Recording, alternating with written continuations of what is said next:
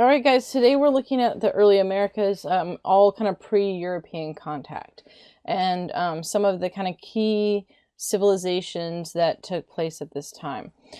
So what I want to do is actually look at kind of a quick revisit, if you will, to the migration to the Americas, and then we'll kind of look at the various civilizations. So the societies that we're going to be looking at are going to be the Olmecs, the Anasazi, we're going to look at Cahokia, the Mayans, and the Aztecs. And the Aztecs, just briefly, in kind of comparison. So for these two, you have North America, and the others are Mesoamerica. So we're gonna kind of move back and forth around there. So if we start with migration and look at the Americas, and especially at least with getting to both North and South America, you have we talked about with migration with at the very beginning, so which is why I wanted to just bring this up again to kind of a refresher of that, is that you have essentially the transition from Asia to North and South America, and the most popular and long-standing way that happened is that ultimately that was through the land bridge through the Bering Strait. And this happened in part because of climate change. So as the Ice Age was ending, what ultimately happened is that you had enough ice melt that the pathway with the land bridge became open, but not enough ice had melted to where the water level had risen and covered this up. So what ends up with this is that you end up with exposing grassland, which of course the animals followed and migrated to this, basically along this path for food and availability that they could actually get through, because when you had the height of the Ice Age, it was all blocked off. And of course, hunting and gathering societies then follow this and make their way following the animals through that area. What we know is that around 13,000 BCE, you have as a kind of start of migration, and by 11,000 BCE, so this was the traditional system, right? The 13,000 BC, they started that migration, and by 11,000 BCE, you had the arrival into the Great Plains area in North America. And I'll show you the map in just a minute. Now, later, this used to be the only migration path that was believed. But later, they discovered another one, which they believe was around 12,500 BCE in Chile. And what they found was what they called the Spirit Caveman, because he was found in a cave. Super creative with the naming there that way. But he had, tools and boat and fishing stuff. And they did a DNA test and to date it, and realized that this person had ended up in South America prior to the Great Plains, right? Because 12,500 BC is before, remember, BCE, it's going down. So the question then became, right, well, how did he get there first?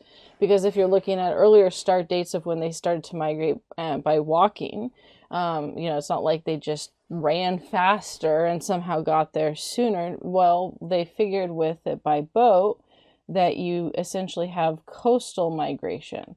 So this isn't a boat like that goes out into the open water, but instead hugs the coast. So let's look at the map with this. Oops, I moved this around. So we're going to skip back to here with migration. This one should have been first, and then we'll move back up to the Olmecs. So you have here, right, the land bridge with the Bering Straits, and then so that they came down through here as it shows. And around the Great Plains, this was around 11,000 BCE.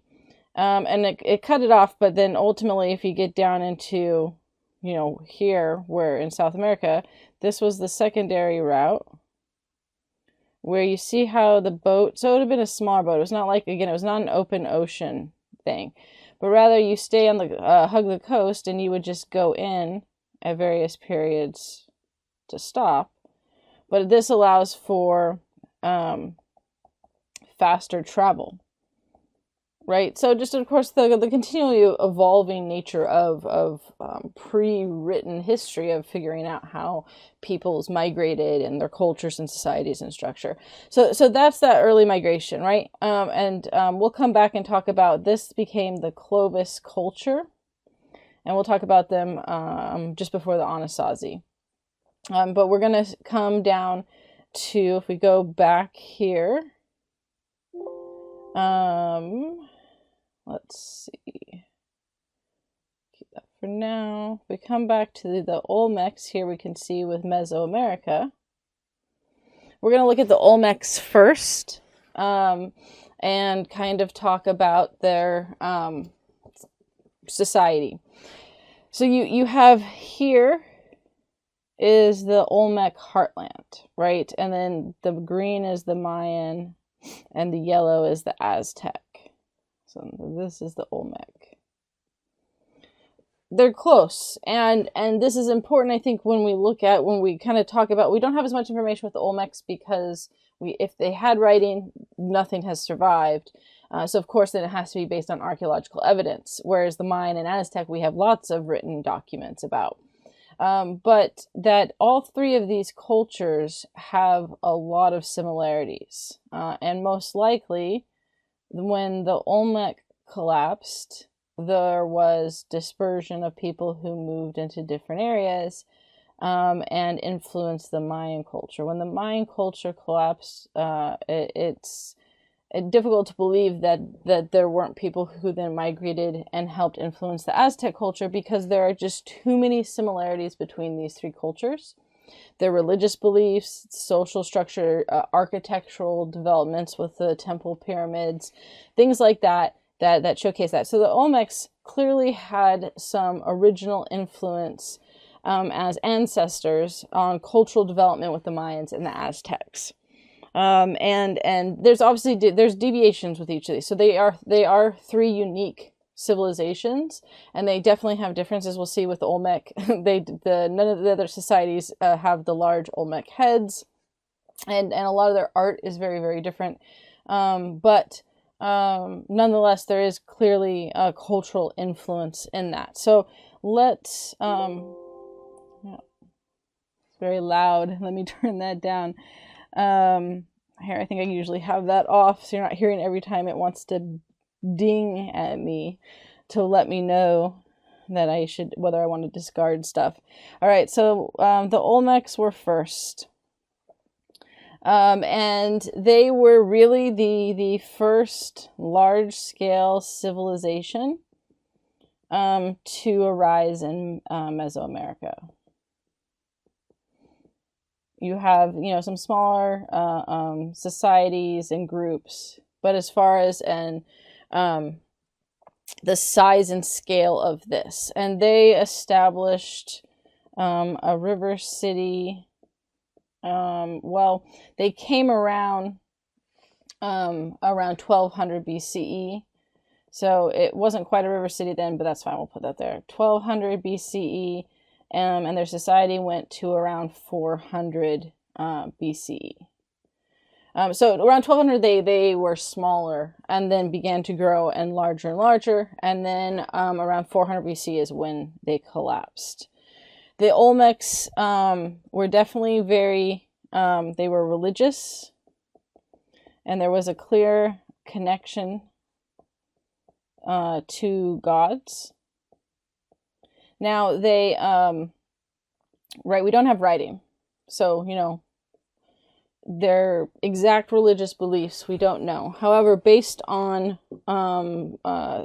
sculptures, some paintings, and remnants left behind, there are some gods that they've determined. Of course, we don't know what their names were for them, so they've given them kind of basic names based on what the image and imagery of it was. But you had so these are the names that like later historians have given it. You have the Olmec dragon, the bird monster. You have the fish monster.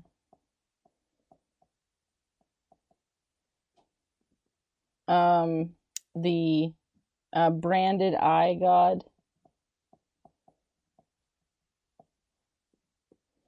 A water god. Maize god, which is, not surprising in terms of corn and the importance of that for survival. You have the were-jaguar, which the jaguar is probably the number one kind of god that's mentioned in most of the societies in that area, including even with the Incas or societies pre-Inca. The Chauvin as well had jaguar gods. The Mayans did, the Aztecs did, and then the feathered serpent. So what this shows you with this, right? This list of, we don't know what they did. We don't know their roles. But that you have this key connection with animals and what would be more mythical animals.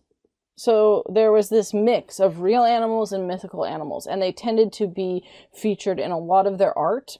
And not just with Olmecs. Again, later we see it. Well, and I'll show you an example with the Mayans, and even the king that is named Jaguar. But we know like that priests would wear masks of these different animals, and come out and do ceremonies and things like that. And so it was a central aspect of theme of the gods were these kind of mix of animals, mythical animals. And if you notice the first couple had monster in them, that they often were grotesque, right? That there was, we could just put monster with it, but it really was this kind of grotesque monster aspect to the gods. They weren't often normal, regular animals, because I guess that certainly wouldn't have the same spiritual aspect to it. There also is a chance that they may have done human sacrifice. We don't have enough evidence to fully prove that, but there is indication of it. And it wouldn't be off base from the fact that the Mayans and the Aztecs also did human sacrifice. And so if you're looking at some of their the altars, and I'll show you, we'll look at the pictures here in just a second. The temple, the structure, it's so very similar to the Mayans and the Aztecs, and they did find some bones. But again, it's not enough to definitively say, yes, there was human sacrifice, but it is enough to say it seems like there might have been human sacrifice as well. They also had technology. So they were, there was a lot of technology in buildings. They built aqueducts. And they had the first pyramid temples, which then you see variations of with the Mayans and the Aztecs. And then you also had They did extensive there'd be long distance trading for that area. They traded all around Mesoamerica, and were part of their power and wealth seems to have come from the fact that they traded all of these goods and had a kind of cornered a market in that region. We have found their goods, their art throughout the region, as well as what seems to be central kind of trading hubs. So they really seem to be the center for quite a while of Mesoamerica. As far as the political and social hierarchy,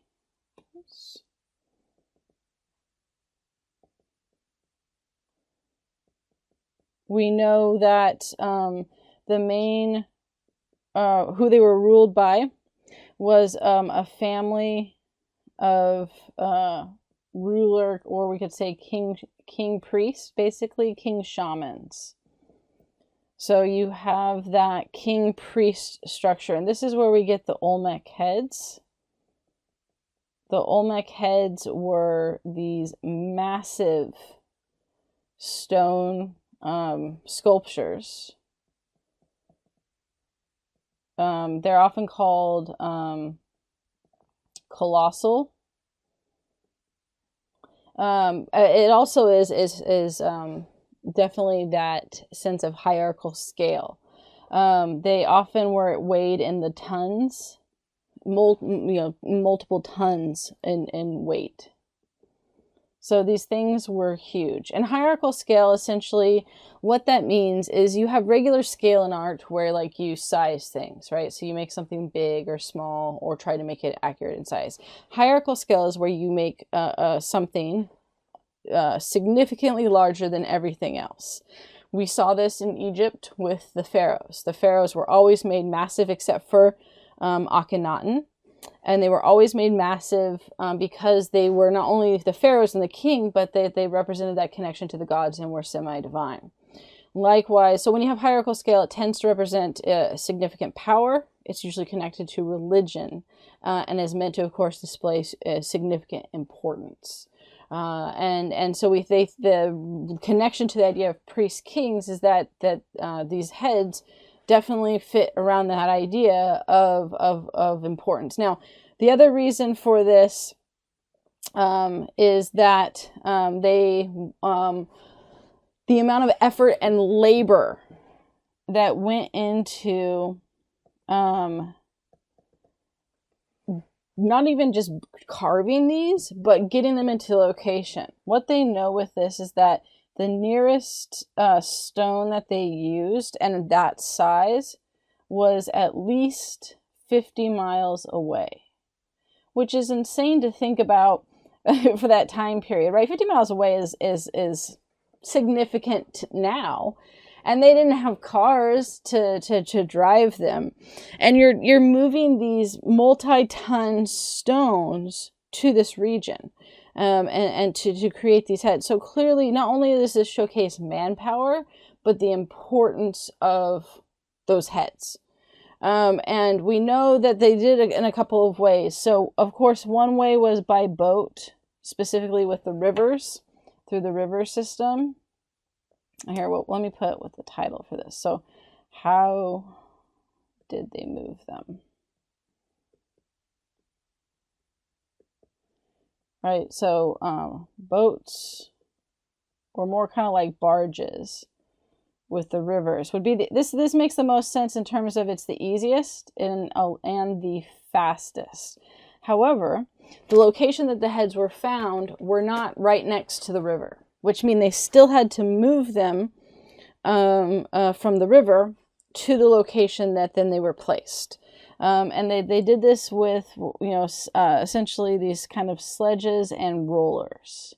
So what you would do is you would have logs that they would cut up and put next to each other like this. And they would be connected. And then what you did is apparently one massive log on there. And then what you would do is you'd put the massive stone right on there. And then this would, with rope, you'd be able to, here, well, there's the people pulling the rope.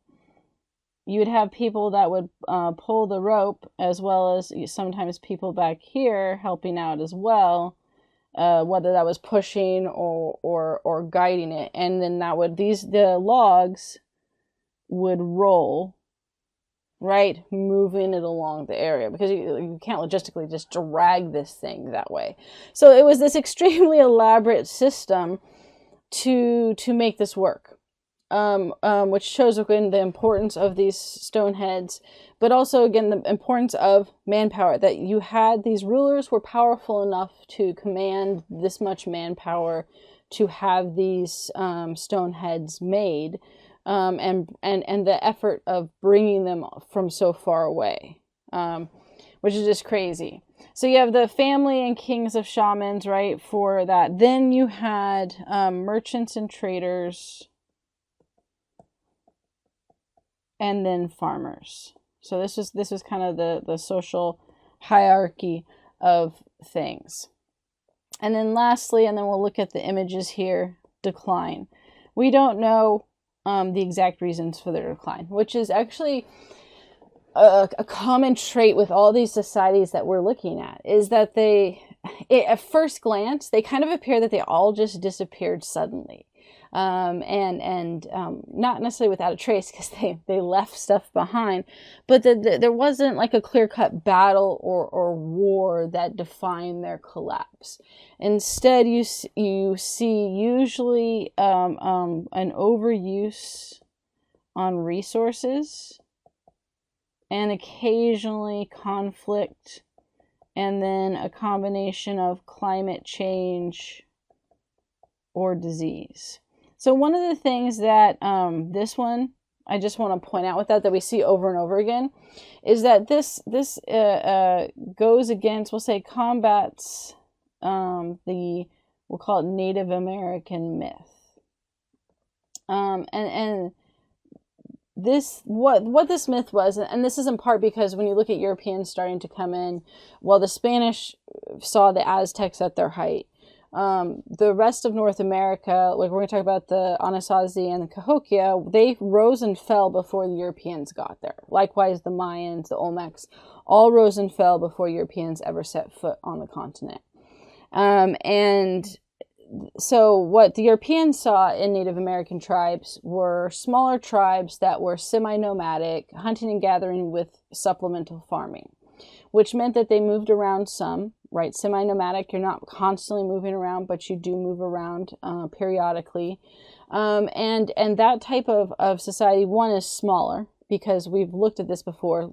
You know, the land requirements is much higher for nomadic, semi-nomadic than it is for sedentary, which is why all of these societies and civilizations that we're looking at today are sedentary civilizations. They were farmers, and so they could have these large cities. Even with semi-nomadic that has supplemental farming, you can have larger societies, but you can't support the type of massive city that like the Aztecs were, or the Mayans, or Cahokia.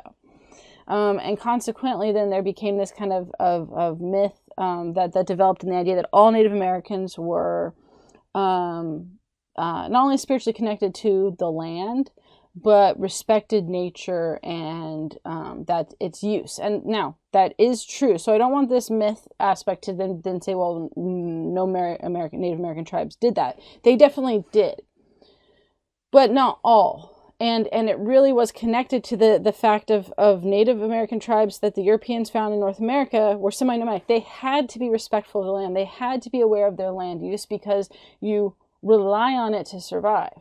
Farming allows you to circumvent that. And in many ways, what we see with all of these societies is they overuse the land, because their population gets too big and their resource demand on the land, and it stops producing, and this helped lead to their downfall.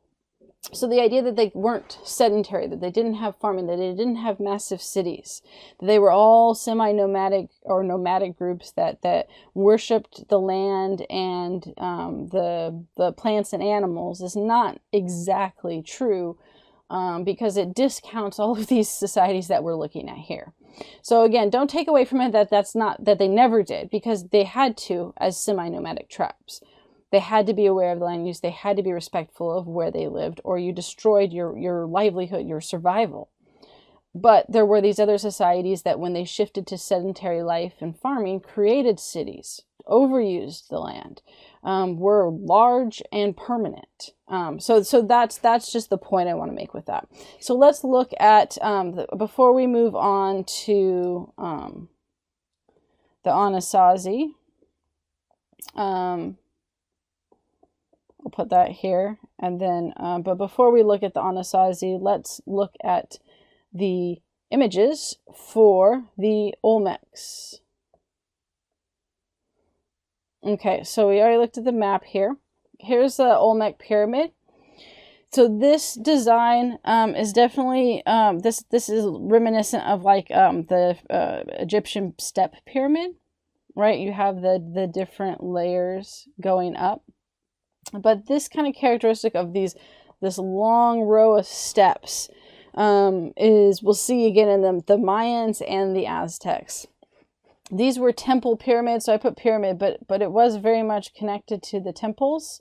This is where religious rituals happened. So these were not, unlike the Egyptian pyramids, these were not burial tombs, right? The Egyptian pyramids were for the pharaoh, to bury the pharaoh and some of his family and for the afterlife. That's not what this was. These were active, used temples where the priest often not only did ceremonies, but sometimes lived in, depending on which society we're looking at, and that people went to for religious services, and were definitely a center of economic and social religious structure in the societies. So they function very, very differently than the Egyptian pyramids, but they're very massive and large and pyramid shape like the Egyptians. Here are the Olmec Heads. So one of the things with these is that what's interesting is they all have different kind of helmets. You can kind of see it here, and it goes down around the ears, but they're all of different designs. So this one has that design on it. The faces, the facial features are unique. Which is one of the reasons why this led to the determination that these weren't just created and didn't represent people, but they probably represented specific people, and that would be the kings. Right, and if they played a role as king and priest, but that they were important enough people in the society to take all the effort that these took. Here's another one. Again, you can see the helmet, right? But now you have a very different style and shape, different facial features, and each one is unique in that way. And they're very big, like a person stands like about that. This is Olmec Altar. So here's one of the things with the altar of whether or not, what religious rituals took place here, is up for grabs as far as deciding, whether that was human sacrifice or not, although it's going to look very similar to the altars that the Mayans and the Aztecs used for human sacrifice. So it could be for other things. Nonetheless, it has a very similar shape and style to that. And okay, so that's what I have for the Olmecs. Now we're going to look at the Anasazi. And so let's put up the map here, right? The Anasazi were located in the Four Corners, right? Which is the four states that intersect that way. So that's their region of their main area. Well, we'll come back and look at that in just a minute. With the Four Corners, one of the things that I did want to point out like how we got to that point. So, this will be a continuation of that. I almost forgot to do that. So, right, pre-Anasazi, let's put that here, right? Because I mentioned the Clovis culture, and I know I ended with them last time, so I just want to connect that. So you have the Clovis culture, which was in the Great Plains, which was the group that had migrated, from the Bering Straits, from Asia down into that region. And that's where they started. And it was the Clovis culture because the Clovis was based on an arrowhead that what they all used, which was defined as very long and narrow. So like, whereas other kind of arrowheads tended to be more triangle in shape. Well, this is triangle in shape too, but they tended to be more like this. Although if you look at within North America, it's more like this. Right? This becomes the later arrowhead. Okay, but with the Clovis one, it's this, long and narrow. And that suggestion of that one, they all kind of came over, and that this type of arrowhead was followed through to that region where you can see remnants of it left behind, that initially there was a central culture within this group. However, right, from the Clovis culture, you ultimately get all of the Native American tribes. So how do you go from one singular culture to, hundreds? Well, it takes a long time, and you certainly don't immediately end up with hundreds and hundreds. But of course, it's geographical locations. So they didn't all stay in the Great Plains area, right? You have migration throughout North America.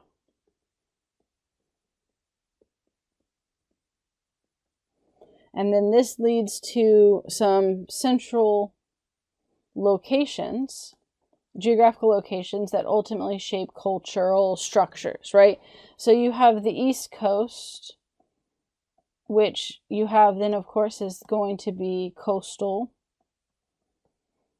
right? And so coastal geographical region is going to have with fishing.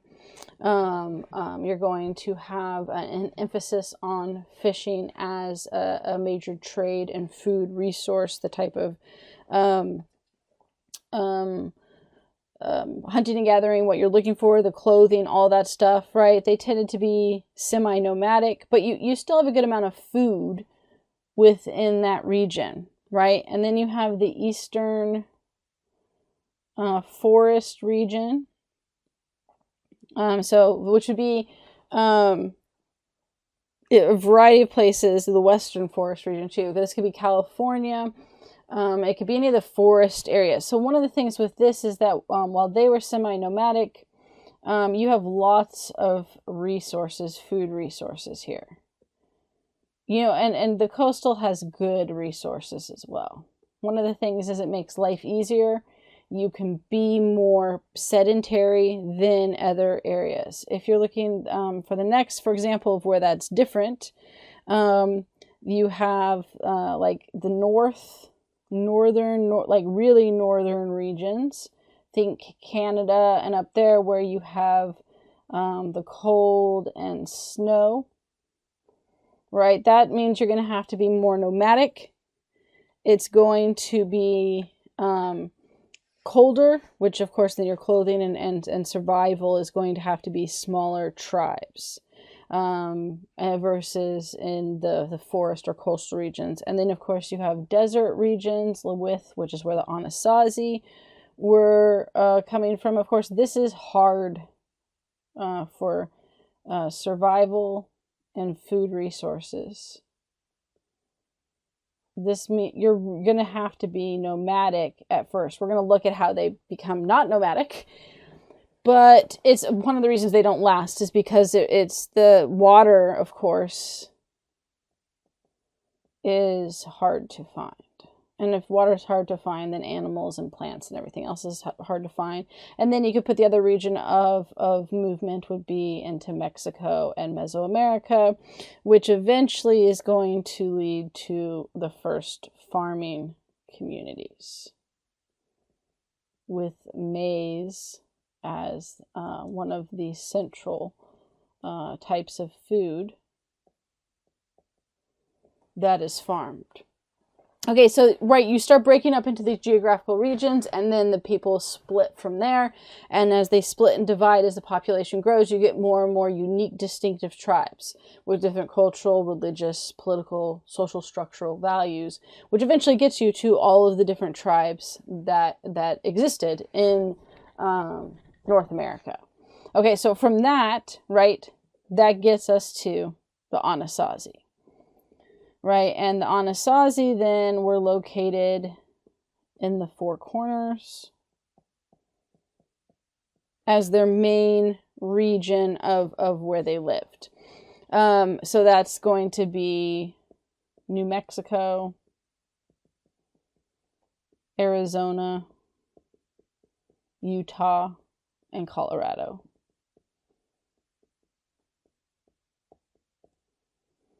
If you're looking at like earliest structure, right, they didn't start off in permanent housing.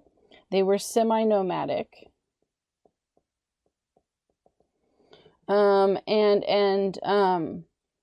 often called the basket makers or basket weavers, because that was one of their main artistic styles, as well as practical use. Right, when you're semi-nomadic, you don't do pottery yet. So what we'll see is that the basket weaving is going to transition to pottery with the same styles. They did a lot with geometric shapes, and they were watertight, super impressive, which was essential also for storing for the desert region. They had their homes, when they were semi-nomadic, were actually very impressive in development, because you have, we'll say, a problem, right, with the desert. Well, you have lots of problems with the desert, but the one in terms of with housing is that during the day it's super hot, and at night it's super cold.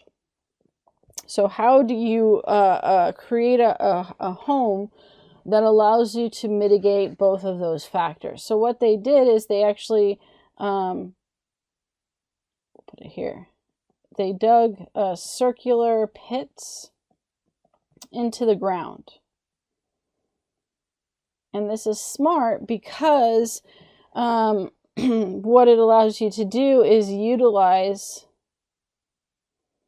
the ground for both heat and cool, right? So you tend to have a fire pit in the middle, and then they usually had, it's not letting me erase specific things here. They usually had side dig outs for sleeping and storage. And then they had what was essentially a thatched roof with, it's going to erase the whole thing. Oh, there we go. With a little bit of a space so that the smoke, right, so this is the fire. And I'll have to label my stuff so you know what I'm drawing here. So the smoke could escape, right? And in this way, right, it would be cool during the day, but it would insulate you with the fire at night. These were also, we'll just put it here. They were easy to build and not expensive in terms of resources. And this is important because they were semi-nomadic. So you did move. And so what you didn't want to do is build these permanent housing that took forever, and then you just had to turn around and move. That just isn't realistic. So from what we know, they were largely there wasn't a lot of indication of warriors. They seemed to be peaceful, non-violent. There was a lack of weapons that were found, and that makes sense for more smaller semi-nomadic groups. They do change around. Oh, and let me put the date here just so you have a time frame. So the Anasazi were around 490 to 1300 CE. Okay, so they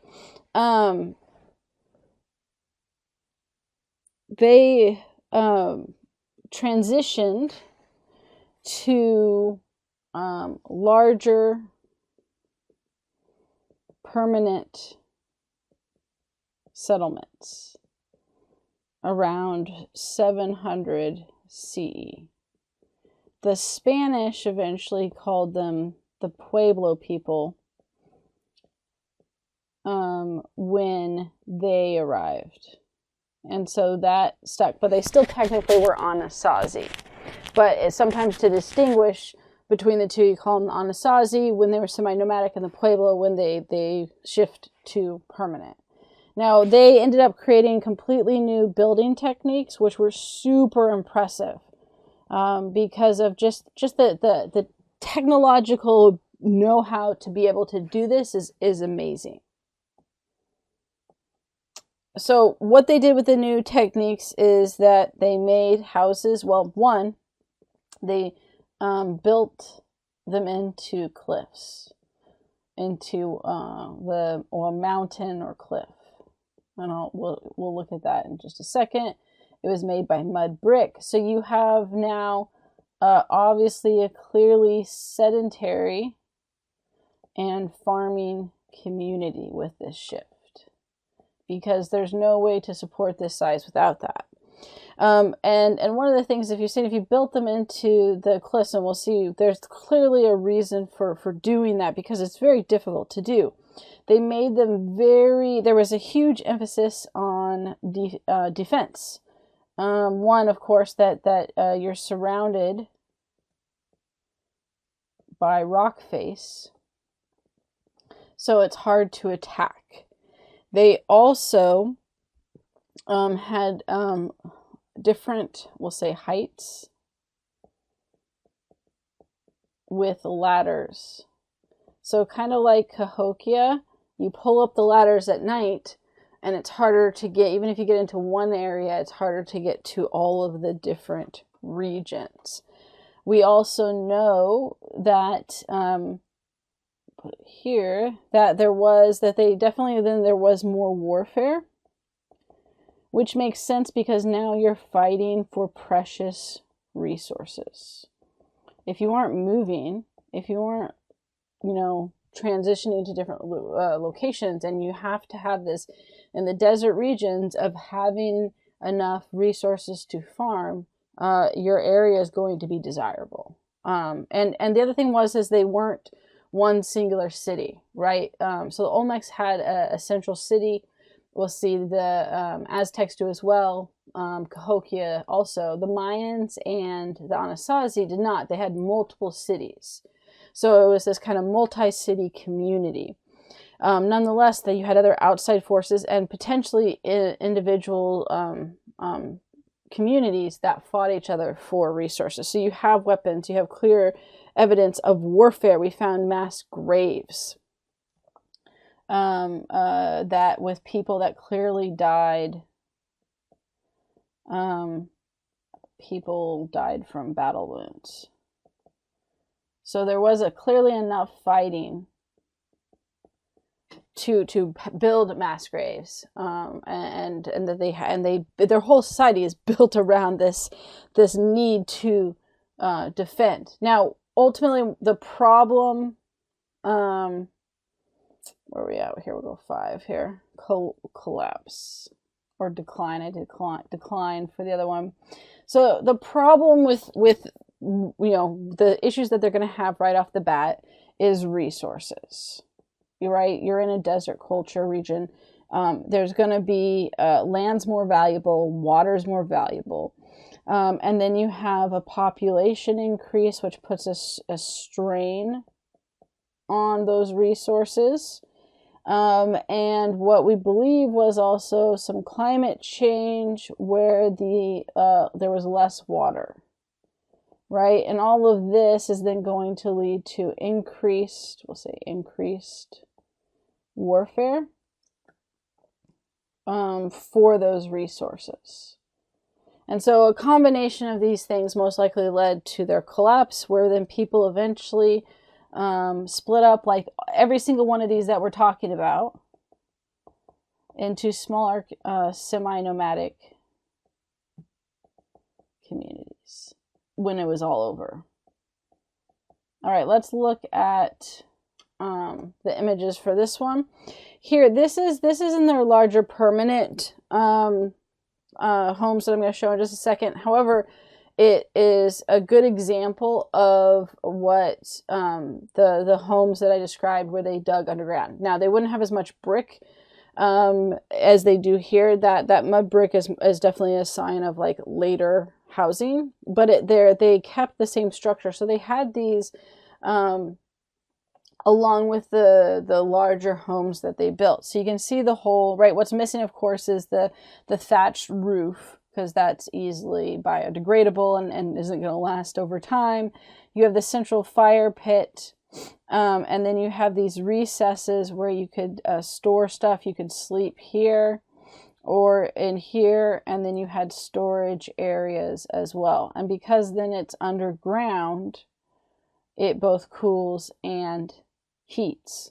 And you have the ventilator shaft here, and they usually, like I said, had part of the roof in the earlier versions that just the ventilation shaft was just the hole between at the very top of the roof. Here are the later permanent homes when they shifted to sedentary life and farming. Now, this isn't showing you everything. We're going to look at another view that shows it in a larger state, but you can see the more traditional house style. You have the windows, and it's multi-story. To give you a sense of just how big it was, here is from much further out. You can go visit these still to this day. If you're ever in the region, I highly recommend it. They're very impressive. So you can see, if you're looking at terms of defense, right? No one's coming in from the sides or from behind, right? You're protected. The only area you have to look out to is the front. You don't build this way. I mean, one of it is it's going to create a cooling effect, but you don't spend that much resources building this way and digging in and finding these areas if you don't feel the need to defend your area as well. And then what you don't really see here, but you see how it's multi-level, right? It's kind of tiered. You have these different 1, 2, 3 tiers. They would have ladders in order to get up to the different tiers. And so the ladders can easily be removed and pulled away at night when you needed to. So here's another view where you can also see the pits, which were also used for homes and storage with these. But you have the housing as well. And these communities lived in these very difficult to access places.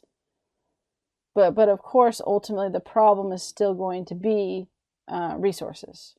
And that you build these massive towns that people are living in, and you have an increase of population, but your resources are still limited, but you don't want to move now because of the amount of time and effort it took to do this. So instead, you're willing to fight over the land. The next one we're going to look at is Cahokia, which is here. This is a little bit different, right? So you look at that, like I said, the Anasazi that has these multiple locations and these kind of multi-society groups. And then you move to Cahokia, and it's a singular, or I'll show you the picture of this one first, and then we'll talk about it. The singular city, right? So this was the main city, and they were called the mound builders, or we call them that. And the mound builders, because of course, if you can see here, there's these mounds. This one we called Monk's Mound because it was the largest. But that there was these series of mounds that were built, and then probably a temple palace on this one, and homes on these other mounds. And then you can also see that there were definitely homes that were not built on mounds as well. So it was a combination. And then there was a walled city. And then as they continue to expand in population, you have people that live outside the city as well. These were discovered, so for the longest time, how they discovered these, because of course none of this was here, it was just these kind of mounds of dirt. For the longest time, people just thought it was like the natural hills. and they were getting ready to build a suburbs. Like today, if you go visit, and you can visit here too, although it's not much to look at anymore. It's not by the river. I guess it's probably on the other side here. But there's a highway that's right next to all of this, because they were planning on building suburbs in this whole area. And as they were getting ready to start digging and doing stuff, they noticed like these aren't naturally made. These are clearly man-made. And so they started investigating and digging further and realized that it was actually a city that was there, sucked for the suburbs, for the developer that was planning on making those suburbs. But just how close it was to this encroaching city, modern day city, is that you have this highway or freeway right next to it, and not too far away were homes.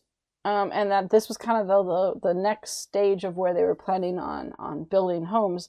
And only once they started getting into that area did they realize that, like I said, these mounds were not natural. So let's look at Cahokia next. Oops. So let's see, what I think we're on 4. Yeah. All right.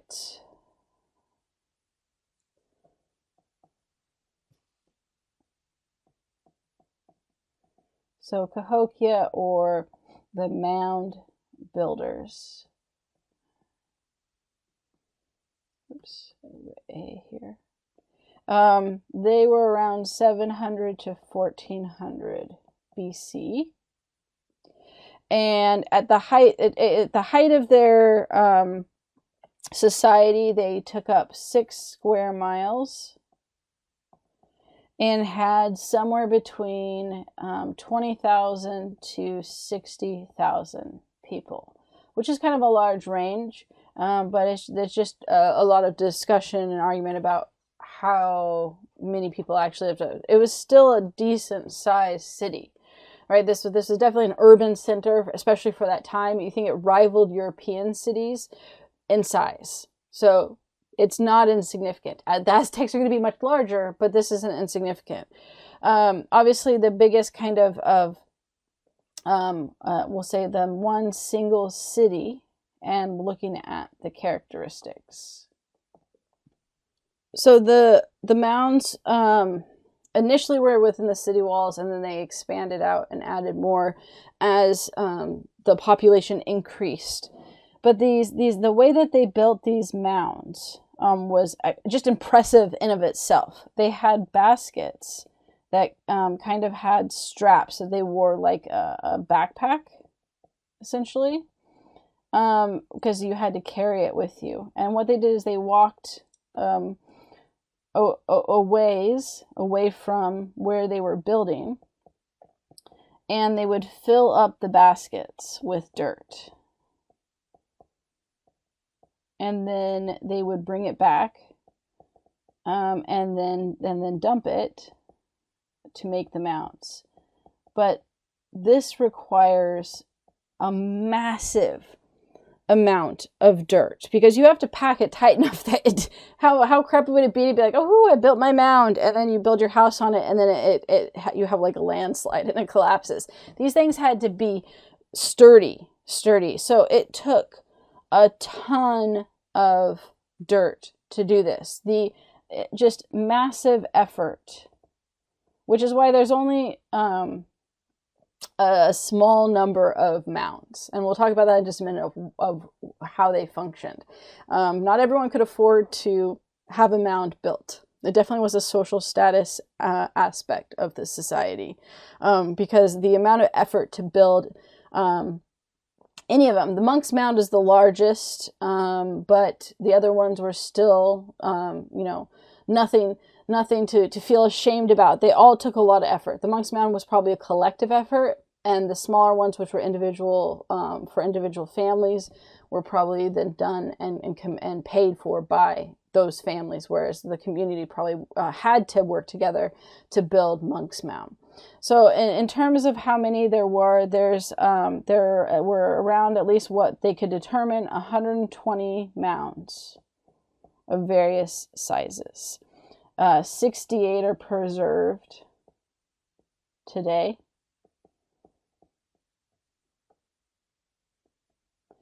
Monk's Mound was the largest and was kind of central, as you could see. So to give you an idea of just the size of this thing, it was 100 feet high and 1,000 feet long, 800 feet wide. And it had 4 terraces, right? So 4 levels. And that they think that estimated that it took around 22 million cubic feet of earth to build, right? So this is a massive, massive project. That one had to be done centrally with a large part of the community, and which makes sense then why it was this, not only the central building, but was for what they believe was that there was either a priest king, or the priest and the kings worked closely together, so that this was probably a temple and a palace on Monk's Mound. Then if you look at with the city, they also had the wall. And the wall was built by wood with guard towers. And the guard towers were all over the place. Which of course is going to, one of the things, this is going to be one of the problems for them, is that the amount of, you had to cut a lot of wood to make this, especially because of all the guard towers that they made. This also suggests, right, that there was concern for warfare. Again, anytime you see a very defensive-based structure that's built, but you don't just do that for fun, right? You do that because there's a reason, a need that you need to do it. And so they, and again, land and resources, people are going to fight and try to take that area. And when there is evidence of warfare, that not maybe as extensive as the Anasazi, but there was evidence of warfare. Now, in the smaller mounds, you have houses that were on top of mounds. So the smaller mounds were individual homes. But again, a large part of the society did not have this. So what it shows us is the social structure of the community. We know that the people that were able to have mounds were the upper class, right? The lower class, so that's going to be the king, the priests, and the wealthy, the upper class, right? These are the people who were able to afford the resources of having the population build it for you with Monk's Mound, or to build your own, right? And it became a visual display of their power and their control in the city compared to everyone else that had to just build normal homes. And the homes themselves were built out of wood on top, and they had thatched roofs, right? So the homes, at various sizes, of course, but and everyone else's homes that didn't have a mound seemed to be built in a similar way. But that you had this visual sign to everyone in the city that you were upper class by having your own mound, and just simply because the other people couldn't afford to do so. It was a farming population,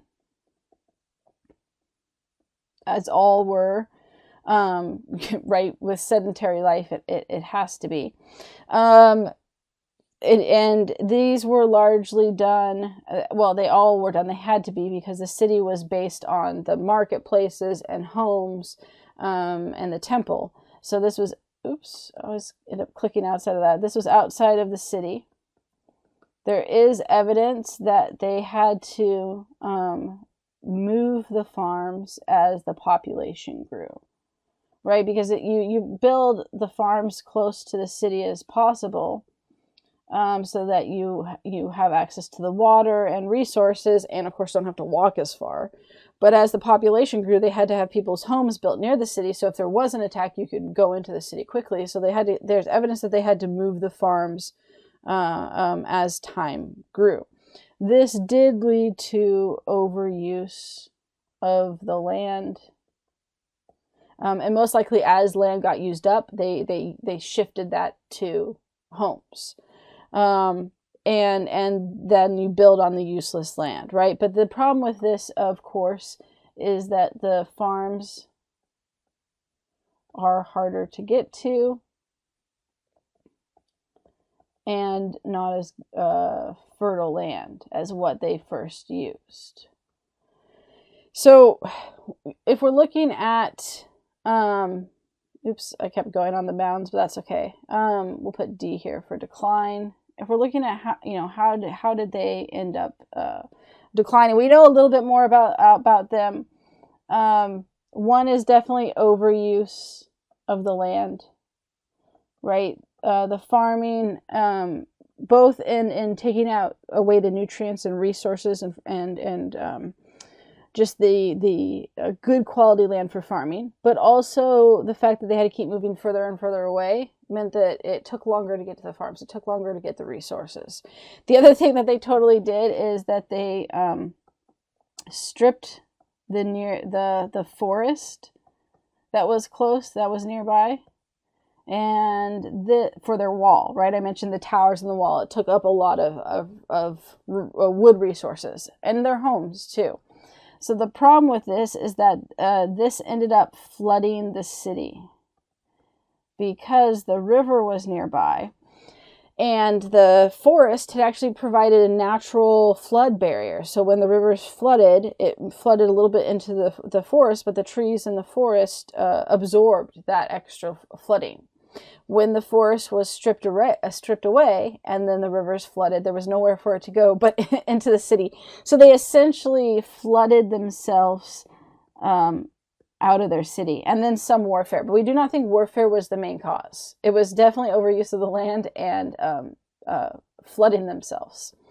So, not realizing that if you completely take away the natural flood zone protection, that ultimately you end up in decline. So warfare was there, but there was no major warfare, no signs of major warfare at least, which again ultimately suggests that it was more about the climate and geography that led to that. Okay, so let's look at the pictures there, and then we'll talk about the Mayans. So here's just an artist rendition. So you can see the thatched roofs, and then you have the home of wood. They also did some mudding as well, but the base you can see here is wood. The base in here would have been wood, and then you would take mud to cover the outside, and it creates insulation. Here you can see the multi-tier, right, of the Monk's Mound with on top with smaller buildings on it as well. I think they have one other.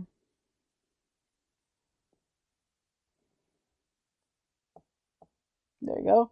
Here's just another one showing people, and it's a little blurry, of like a marketplace near the river, but you can see how close the city is to it. Okay, so here we're looking at the Maya, and this is their region, and again we see with like the Olmecs and the Aztecs, right? Everything is pretty close in area. So back to Mesoamerica, and we have the Mayans. The Mayans were around 290 to 900 CE for their height. There is some suggestion that they were there before that, but the height of the Mayan civilization was definitely from 290 to 900 CE.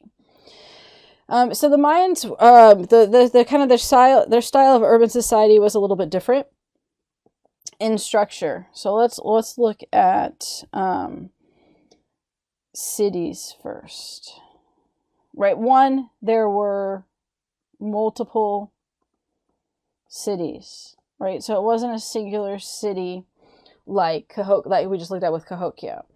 The other part is that the cities were lived in by the upper class, and everyone else lived in farming towns outside of the city, right? And so then the city and it was really structured of who the upper class was. It was the king, the priest, and the nobles. But it really was centered around religion. And this will become important certainly for their decline. And so people came for, you had the main marketplace and trading that took place in the city. And then you had religious holidays and festivals and rites. And people, and the farmers and stuff, they came into the city, but they didn't live there. It was a lot of times in the cities, you have lower class that live in the city too. There's just clear distinctions between those groups. And in this case, it was very much the cities were for the select few. Everyone else lived outside the city. The farming provided the food to the Mayans and to the city. So the thing with this is what it means is that their cities, their whole structure was centered around religion, and was their power and influence was on the backs of the religious aspects of society. So when the people lose faith in that religious structure, the Mayan society begins to decline. And we'll talk a little bit more about that when we talk about the decline. So let's look at the religious structure, since that ultimately was a central aspect to pretty much everything that the Mayans did. The temples were at the center of the city and were massive, right? We saw the Olmec ones. These were even larger. And they were the temple pyramids as well, just much, much larger in nature. And this is, of course, where all of the king and the priest ruled together.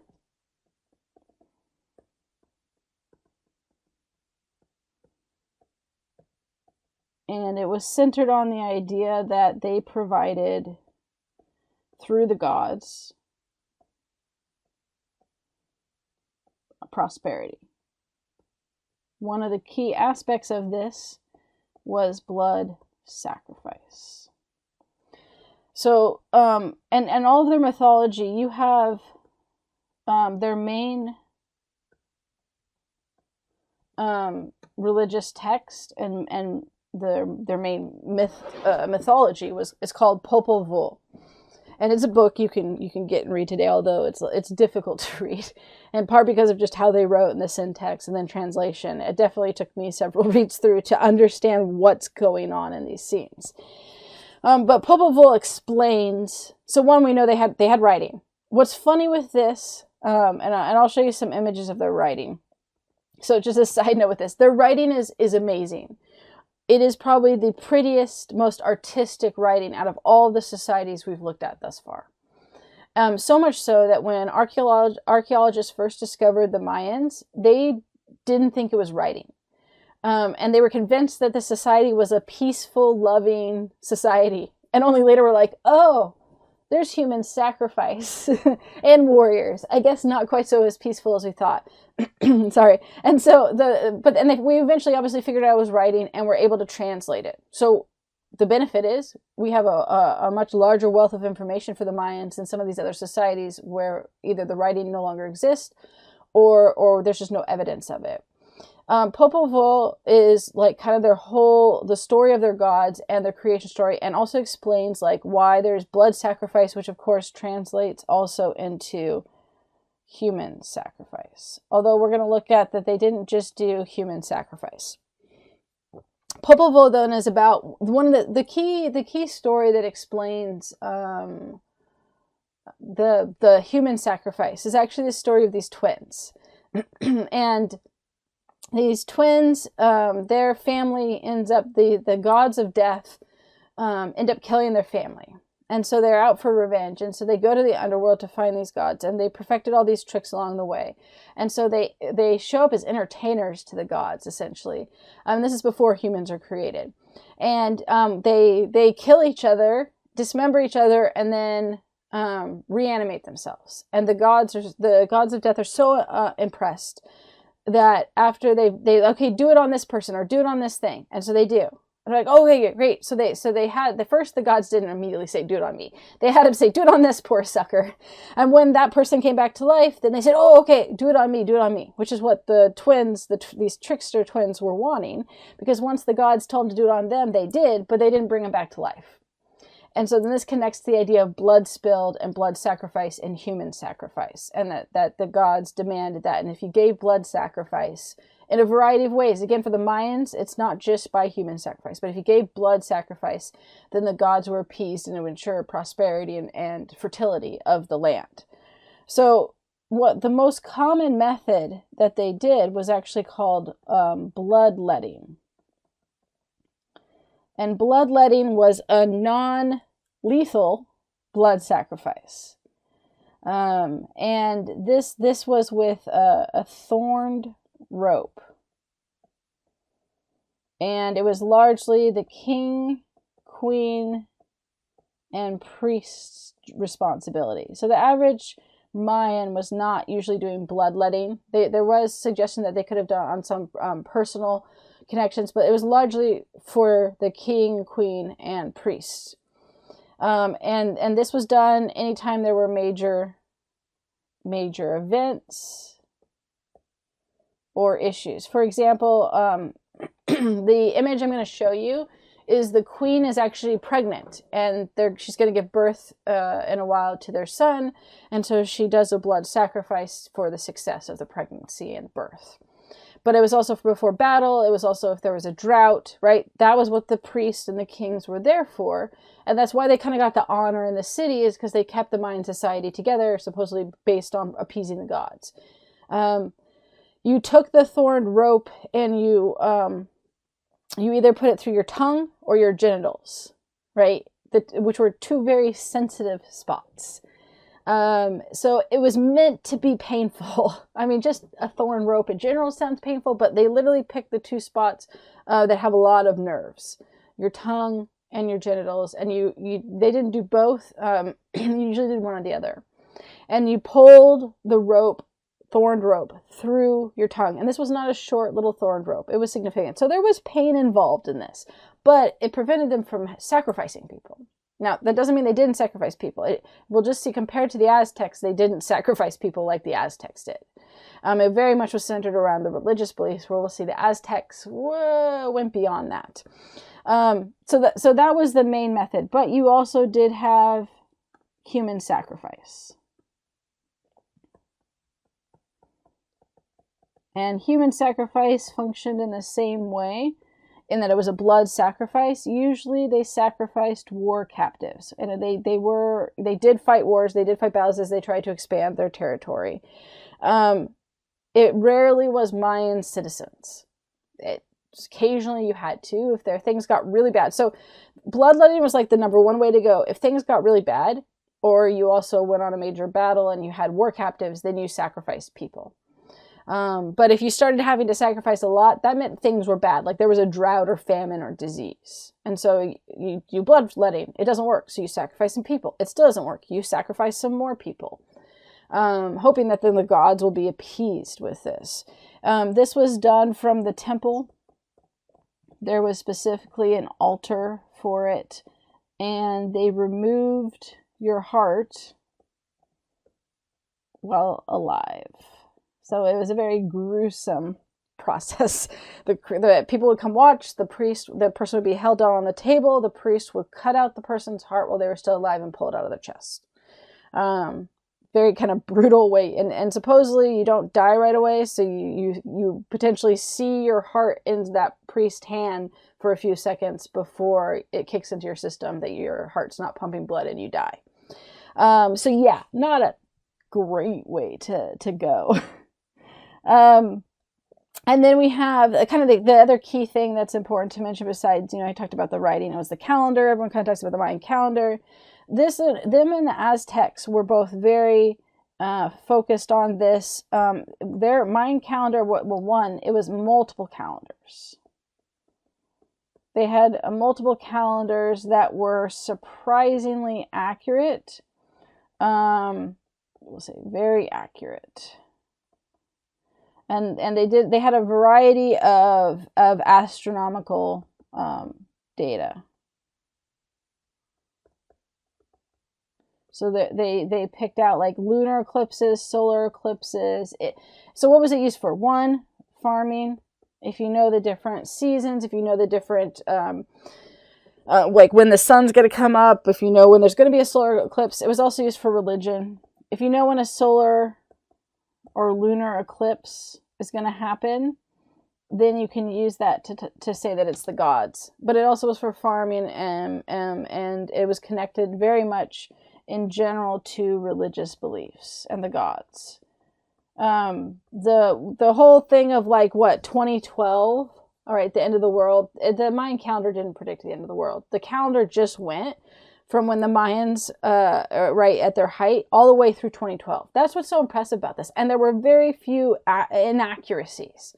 They built the Mayans, like let's say if it was close to the end around 900 CE, built a calendar that continued to accurately keep track of the months and days and astronomical events coming up all the way through 2012, right? And then that later started the myth that, well, the calendar ended in 2012, and if they could make a calendar that lasted that long, that must mean the world's done. And that's when we get the movie, and there were books that were written about it. And then 2012 came and went, and isn't it even the worst year at that, you know, as we now know. So that's where that comes from. But the calendar, it was a very impressive, the level, and in part because it was tied to religion, there was a lot of emphasis and importance placed on it. So ultimately, how did they decline? Oh, I didn't do the ball game. We've got to do the ball game first. The other thing that was a super significant aspect of the Mayans and the Aztecs, and probably the Olmecs as well, was the ball game. The Mayans are probably the most popular with the ball game, though. They had the most about it. The Aztecs did, but it wasn't as central as it was for the Mayans. The ball game was this very well-liked game where you use this hard rubber ball, and you had to get it through the hoop. But you could not use your hands. They had, courts for this. This was both a professional game and religious. So they had professional players. They also did it for religious ceremonies. If it was for a religious game, the losers would be sacrificed. So I always would be like, you better make sure you know what game you're going into. Wait. Is this the professional one where the professional players are playing? Or is this a game where one of us gets sacrificed? But it was a very popular sport. They had massive courts for it. I'll show you the pictures in just a second. So then lastly, the decline, right? Why did they disappear? As I mentioned, they exhausted the resources, especially in rainforest areas. There's kind of, so I think sometimes there's an expectation because of all the plants that are growing in that, and it appears very fertile. But the problem is that the massive amount of plants and climate actually sucks up a lot of the resources from the land. So it really actually meant that they exhausted land faster than other areas when farming, and had to move farms more often or rotate crops a lot faster. And they just got to be too big and exhausted their resources. There was also a belief that there was drought and disease. So if you have drought and disease and the crops aren't producing, what happens is that people then from these things looked to the priest and king. Right? That was their job. That's what they were supposed to do, is solve these problems, which meant that you had more human sacrifices as their efforts continued to fail. This probably was not super popular to have a massive increase, especially if they started using their people. But ultimately, the people lost. There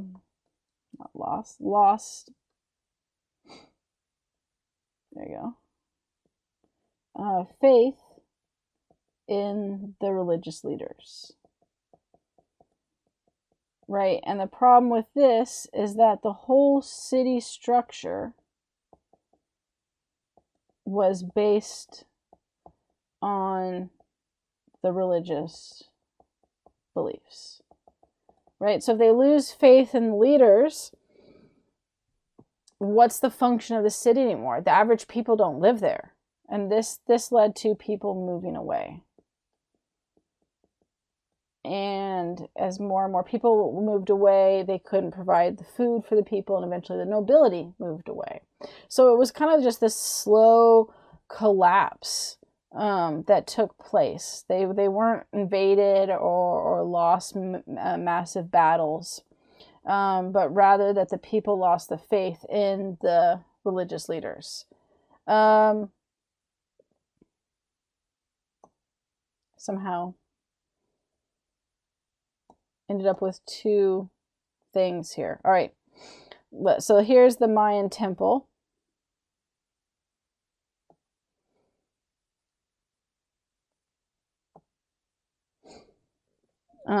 Which you can see how much larger it is.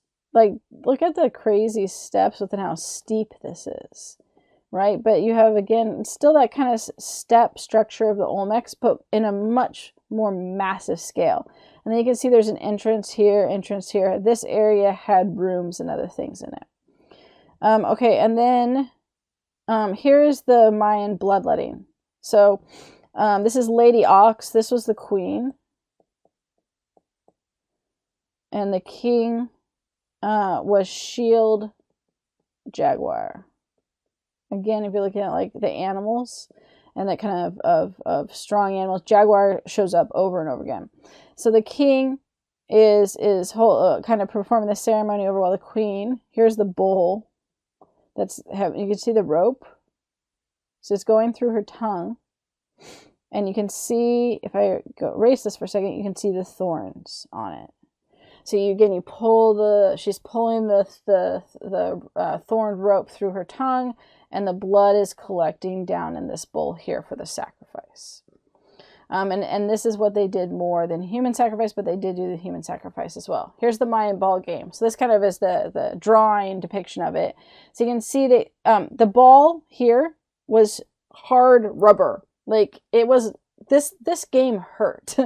And you had these walls, and the hoops were way up high, and then so they wore this kind of protective gear on that covered. This one doesn't show it as much, but actually you should cover it up to here, so they could, because you couldn't use your hands, but you could use the hips were where you use the most, but you could use your thighs. Technically, you could use your shoulder as well. So you kind of like you could use your feet, and you had to get it into the hoop. This is an insanely hard game. Here's what the court looked like, right? So you had the wall with the hoops on either side, and then you had places for people to sit and watch, because it was a very, very popular professional sport. They had professional players. Here's a close-up of the hoop itself. I mean, the ball was smaller than the hoop, but it still was it wasn't a massive sized hoop. Oh, I forgot to get in the cup drawing. Well, there is also a cup that shows the ball game in it, which is in the bonus lecture if you wanted to see that. Here's the one of the calendars. They were all circular like this. The Aztecs did circular calendars as well, and the different levels had different things that it depicted. And I think there were 12 main calendars. And then here's the these are our pictographs, right? These are pictures, but just the level of like kind of artistic style of this is why early archaeologists didn't think that this was actually writing. And they did both carving like this. They also had codexes where what they did is that they were these like accordion style pieces that you folded in and out. And it was wood, and then they put plaster over it so it was smooth white, and then they painted the writing on. So they had this type of writing, the codexes, and they also had the carved writing as well. Okay, and then lastly, the Aztecs. So let me finish up with the Aztecs here. I don't want too much here with the Aztecs. I know we're, like I said, I'll be going for a while here. But the Aztecs you go back to, again, a singular city in the main Aztec city, and then they had what were considered tributary states. So around 1300 CE, they began to, they moved to their capital. So one major city, which was the largest city in this time frame by far around the world, and it ranged somewhere from 150,000 to 200,000 people, which is just insane. It dwarfs anything in Europe at that time. The city, they had also a super impressive, they had water farming. And then here, I'll put this last thing, then I'll actually show you this pictures because it's hard to explain if you don't see it. And then they had tributary states. There were around 500 tributary states, which is why the Aztecs were so powerful and wealthy, right? All that money went to the main city and the king. So here is the Aztec city. So what you can see, one, it's surrounded by water, and you have these entrances in that can kind of be collapsed or at least easily defended if they're attacked. And then you have the city. So it's super impressive, massive in size. And then they had aqua farming. In part, this was done. They had other food supplies that came in from tributary states. But the idea was, if you had this aqua farming, if you were cut off because you were being invaded or attacked, you could survive and continue to have food resources, which is very smart of making sure that you aren't just surrounded and then slowly starve. And so they built these kind of barges here, and added, dirt and everything else. But then what would happen is, so then the roots would go underneath, and the fish could eat the roots, and then you would have farms with food production that was within the city, right, in those water areas. So just the technological development of building this city and what they had for it is super impressive. There just was a civilization that was highly developed in kind of like socially, intellectually, artistically. They were also very cruel. It was a very highly structured system that was really a caste system. So here, let's put social structure. And this is where you see similarities with the Mayans, but there are a lot of differences as well. So you have the king, and then you have the nobles. And then you have a warrior class. All male Aztecs that were actually Aztec citizens. If they weren't the upper nobility, they were warriors. And the warriors weren't quite nobility, although there were nobles that were soldiers, that were like the generals and stuff. Your main goal as a male Aztec was to be a warrior. And this was a professional, obviously, army. So they had a very fearsome military force, which is part of the reason that they were able to subjugate over 500 tributary states. And then you had farmers, and then you had a range of serfs, slaves, and indentured servants. And there was not really a way to move up in your caste. You were born into a class that allowed you to be warriors or farmers. Occasionally, some farmers could become warriors if they became renowned in some way for what they did. But you were largely regulated to your place in society, in the Aztec society. And it was a harsh society. For the religion, they kind of have a different origin story, but it's still going to be based on blood sacrifice. However, the difference is that they kind of took advantage and used it in a way to control, political control, if you will. So one of the things has to do with the gods and their origin story. And you have these main gods. And let me show you here. So this is one, right? You have the Aztec mother goddess. So just look at this like person here, right? Or this god here, right? The one you have this like two-headed serpent that looks like it splits open. Then she has a necklace of human hands and feet and a skull at the end, right? And these are snakes here around as like the skirt. And so you have this is like the mother goddess of all of the gods. And then you have, she had kids, and the gods were going on their journey, and she gives birth to the god of war, essentially. So let me put here. So you have like the mother goddess, and she gives birth to the god of war. And he supposedly was born fully armored.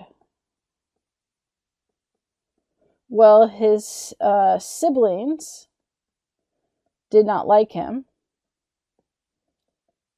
and were mad at their mom, so they tried to kill their mom. He defends her, so the god of war defends his mother and defeats them and dismembers his sister. So like this is that, right? It's even, I feel like almost more gruesome structure of like kind of the Mayans in that sense. And so this image here is the dismembered body of the goddess, right? You can see her feet, her hands, her head kind of got cut off here, her torso. And this was at the bottom of their temple. So there was actually this center kind of plaque was like basically put into the ground at the bottom of the temple. And the idea is that then with this human sacrifice, and they didn't do bloodletting. Human sacrifice was almost a recreation or reenactment of this origin story. So they not only cut out the heart, but it talked about how they kind of pushed the bloody bodies down the steps, which left a trail of blood, and then it kind of landed right where that circular piece was, where it landed on that. And you were like recreating the dismemberment of one of the gods. But so while there was the religious connection, they also used it for political control. So one of the things is that you had way more human sacrifices than you did with the Mayans. Because they made the tributary states not only give them money as their tribute, right? But also people for sacrifice. And then what they did is that they would make them come, they would have to have a representative. Oh, my stomach is growling here. Come watch them sacrifice their people. And so it was a total power play of, look, we have control. We so much so that you not only have to give us money, but you have to give some of your people who we're going to make you come watch us sacrifice. Which is not surprising with the last thing here, decline. Their decline, unlike all the others, was the Spanish with Hernan Cortez and the conquistadors. And really from disease, they did fight them, but they were weakened. They held out for months, and they only lost because they were weakened by disease. But the other tributary states, when the conquistadors were coming and marching around and saying, hey, we're looking for gold, all of the tributary states were like, oh, go to the Aztecs, go to the Aztecs. The Aztecs were not a liked people by their tributary states, not surprisingly. But they were extremely wealthy and extremely powerful because of this coalition of tributary states that they reinforced their power with. So very different from the Mayans in that sense, right? This is an Aztec ceremonial knife that would have been used for human sacrifice by the priest. Here's a later Spanish drawing of the sacrifices, but right, there's a lot more emphasis on the blood and the idea that the body ends up at the bottom. Sometimes there was also a suggestion that they might have chopped off the head too for reenacting that dismemberment. Okay, yeah, so that's it. All right. So I know that went a little long. I do apologize for that. But that then gets us through those early societies in America, which largely all were pre-European contact. Only the Aztecs who kind of ended up with the collapse because of the conquistadors.